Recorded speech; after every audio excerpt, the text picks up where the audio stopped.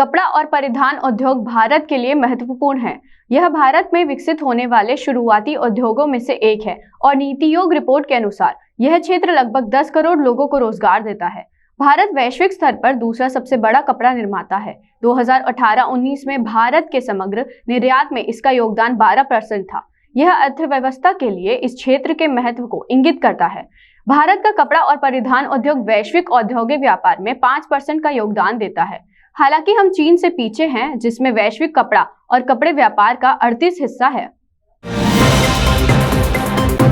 भारत में प्राकृतिक और मानव निर्मित फाइबर MMF दोनों में एक मजबूत कच्चे माल का आधार है, लेकिन देश के मूल्य वर्धित कपड़ों और कपड़ों के उत्पादन में गंभीर कमी है। इसके विपरीत बांग्लादेश जैसे देश अपने मूल्यवर्धित उत्पादनों के साथ अंतर्राष्ट्रीय बाजार में महत्वपूर्ण लाभ कमा रहे हैं।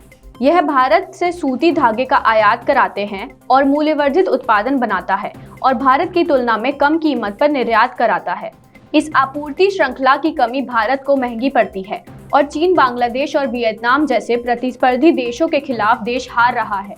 हाल ही में शुरू की गई प्रोडक्शन लिंक्ड इंसेंटिव PLI योजना इन कमियों को दूर करने पर ध्यान केंद्रित करने की संभावना है।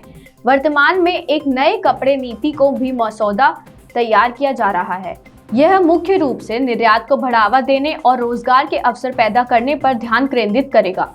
कपड़ा मंत्री स्मृति ईरानी ने लोकसभा में एक लिखित उत्तर में बताया कि नीति MMF परिधान का तकनीकी कपड़ा क्षेत्र में वैश्विक चैंपियन बनाने पर व्यापक रूप से ध्यान केंद्रित करेगी। सरकार अगले 5 वर्षों के लिए निर्धारित वृद्धिशील कारोबार पर 3 से 15% तक प्रोत्साहन प्रदान करेगी।